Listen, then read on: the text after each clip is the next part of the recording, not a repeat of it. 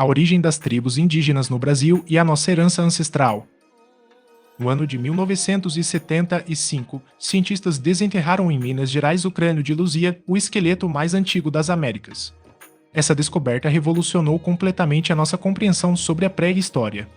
Como esse fóssil de mais de 11 mil anos sobreviveu ao tempo e o que ele realmente revela sobre a chegada dos primeiros humanos ao continente. Você compreenderá agora a verdadeira jornada de sobrevivência dos povos originários e as pesquisas que desafiam a arqueologia mundial. Será que os pioneiros do Brasil chegaram ao nosso território dezenas de milhares de anos antes do que a ciência tradicional sempre imaginou? Como simples lascas de pedra encontradas no Piauí dividiram os maiores especialistas do mundo em uma guerra de hipóteses. Este dossiê de pesquisa revela as grandes ondas migratórias que povoaram o território nacional e as incríveis reviravoltas dos testes de DNA. A investigação científica desvenda as conexões genéticas e a rica herança cultural que até hoje define o cotidiano oculto de todos os brasileiros. Esta análise reconstrói a saga dos grandes troncos linguísticos Tupi e Macro-G em uma narrativa profunda e reveladora. A descoberta de Luzia e o mistério de Lagoa Santa. A arqueologia brasileira ganhou grande projeção internacional a partir das descobertas na região de Lagoa Santa, em Minas Gerais. O naturalista dinamarquês Peter Lund iniciou as primeiras escavações científicas no local ainda no século XIX. Lund encontrou ossos humanos misturados com fósseis de animais extintos da Antiguidade do Gelo. Esse achado pioneiro indicou a grande antiguidade da presença humana no território nacional.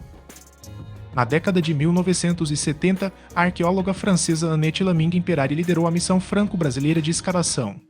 A equipe realizou buscas profundas na caverna calcária da Lapa Vermelha.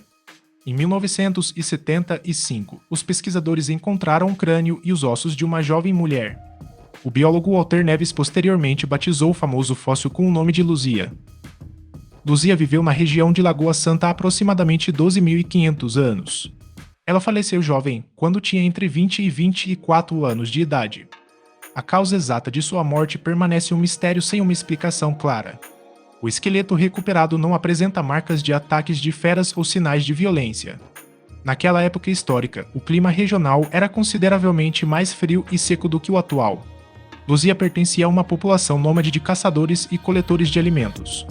Entender a vida desse povo ajuda a reconstruir a nossa própria identidade nacional. O confronto científico na Serra da Capivara. Outro ponto central das pesquisas arqueológicas brasileiras fica localizado no sul do Piauí. A arqueóloga brasileira Nédia Guidon dedicou sua carreira ao estudo do Parque Nacional da Serra da Capivara.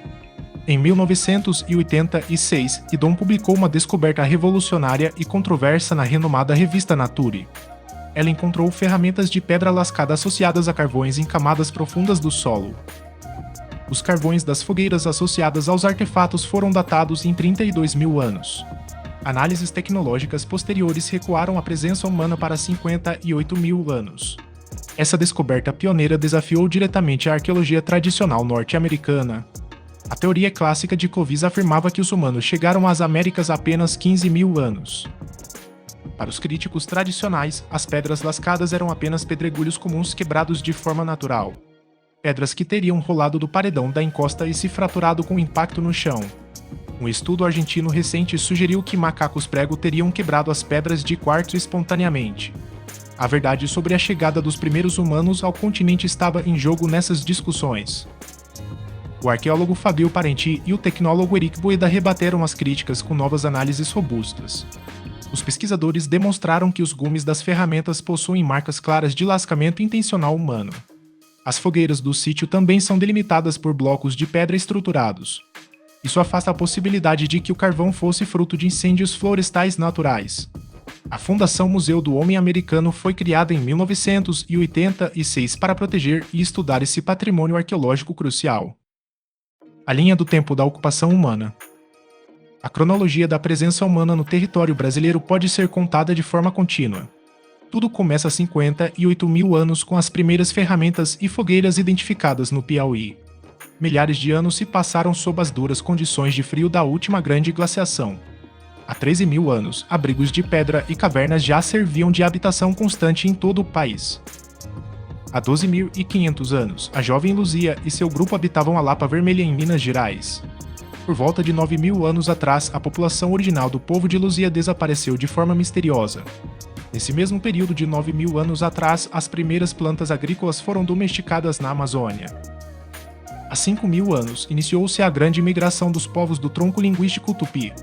Há 2.000 anos, as populações do tronco macro-G consolidaram suas características aldeias circulares no Planalto Central. Essa evolução histórica prova que o Brasil pré-colonial já apresentava uma ocupação humana complexa e dinâmica. O DNA antigo e a nova face de Luzia. Durante quase 2 décadas, o Walter Neves propôs e defendeu o modelo dos 2 componentes biológicos principais. O cientista afirmava que a primeira leva migratória de humanos exibia traços africanos ou australianos.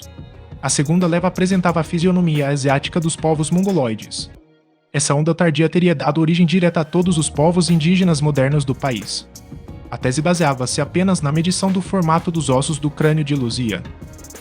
No ano de 2018, grandes estudos de genética antiga revolucionaram a compreensão da nossa pré-história. Laboratórios do Instituto Max Planck conseguiram sequenciar o DNA de fósseis de Lagoa Santa. Os resultados surpreenderam os especialistas e mudaram as antigas teorias. Em termos simples, o DNA antigo funciona como uma receita genética preservada que revela o parentesco biológico real de um esqueleto do passado. Isso supera as incertezas causadas apenas pela análise visual. Os dados biológicos revelaram que o povo de Luzia era 100% ameríndio. A famosa reconstrução facial com lábios grossos e traços africanos não corresponde à realidade biológica do fóssil. Os fósseis analisados tinham um forte parentesco direto com a cultura covis da América do Norte. Essa linhagem inicial de Lagoa Santa desapareceu há 9.000 anos e foi substituída pelos ancestrais diretos dos indígenas coloniais. A ciência busca agora entender as causas climáticas ou sociais desse desaparecimento. A expansão dos troncos linguísticos tupi e macro-G. As grandes migrações internas desenharam a complexa distribuição geográfica das populações indígenas. 2 grandes troncos linguísticos dominavam o território nacional pré-colonial, o tupi e o macro-G. O ponto de origem geográfica dos povos do tronco tupi localiza-se no atual estado de Rondônia. A partir dali, esses grupos iniciaram um longo fluxo migratório em direção ao sul e depois ao leste. Os povos tupi ocuparam de forma densa quase toda a faixa litorânea do Brasil. Suas aldeias de grandes proporções estendiam-se desde o atual estado do Pará até o Rio de Janeiro. Quando os europeus chegaram ao país, encontraram a costa dominada por esses falantes de tupi. Por outro lado, os povos do tronco linguístico macro-G habitavam majoritariamente o interior do Planalto Central. Esse tronco abriga famílias importantes como os Chavante, os Xerente e os Caingane. Os grupos macro-G destacaram-se pela construção de grandes aldeias em formato circular ou semicircular. O planejamento espacial dessas aldeias circulares tinha um papel político e cosmológico fundamental. Todas as moradias familiares ficavam exatamente à mesma distância do pátio central de tomada de decisões. Essa disposição arquitetônica garantia a igualdade social e facilitava a realização de rituais e assembleias. A organização evitava o acúmulo de poder centralizado nas mãos de poucos líderes da tribo. Enquanto o tronco tupi teve sua origem nas bacias do Madeira e Mamorei, em Rondônia, e se espalhou pela faixa costeira com aldeamentos lineares, o tronco macro-G se consolidou no interior do Brasil central. Os povos macro-G preferiam as áreas de cerrado e as serras do sul, mantendo suas aldeias circulares planejadas com pátios para o uso coletivo. A herança cultural indígena no nosso cotidiano. Muitos hábitos diários da sociedade brasileira moderna são heranças diretas dos povos originários. O costume nacional de tomar banho todos os dias é um hábito puramente de origem nativa. Na nossa culinária diária, a mandioca destaca-se como a grande protagonista. A espécie foi domesticada pelos indígenas há cerca de 9.000 anos. O tubérculo é visto como um elemento sagrado em diversas mitologias locais. A lenda de Mani conta a história de uma linda indiazinha de pele muito branca. Mani morreu de forma misteriosa e foi sepultada no centro da habitação de sua família. As lágrimas de saudade de sua mãe regaram a cova todos os dias. Dali nasceu uma planta desconhecida com uma casca marrom e polpa muito branca. Os índios a chamaram de mandioca, que na língua nativa significa casa de Mani. Dessa rica raiz produzimos alimentos tradicionais como a farinha, a tapioca e o beiju. A pipoca comum e a paçoca de amendoim também são criações culinárias dos povos originários. Nossa própria língua portuguesa falada no Brasil carrega marcas profundas do tupi-guarani. Termos cotidianos como jacaré, abacaxi, caju e capim são heranças vivas desses falantes. Nomes de bairros e praias famosas como Ipanema significam água ruim em língua nativa. Carioca era o termo original usado para designar as habitações dos indígenas na região do Rio de Janeiro. Além disso, a medicina popular brasileira herdou a sabedoria profunda sobre o uso de plantas medicinais. Esse saber ancestral sobre a biodiversidade é valorizado hoje pela ciência para as políticas de conservação. Fechamento. A jornada dos primeiros habitantes do território brasileiro é um quebra-cabeça fascinante e em constante atualização. O debate acadêmico sobre a antiguidade do Piauí e os fósseis de Minas Gerais mostra um fato relevante. O povoamento das Américas foi um processo extremamente complexo. O Brasil pré-colonial já abrigava sociedades muito organizadas e integradas de forma harmônica à natureza. Reconhecer esse legado histórico valoriza nossa identidade nacional contemporânea. A presença indígena constante está no nosso prato, na nossa fala e nos nossos hábitos de higiene pessoal.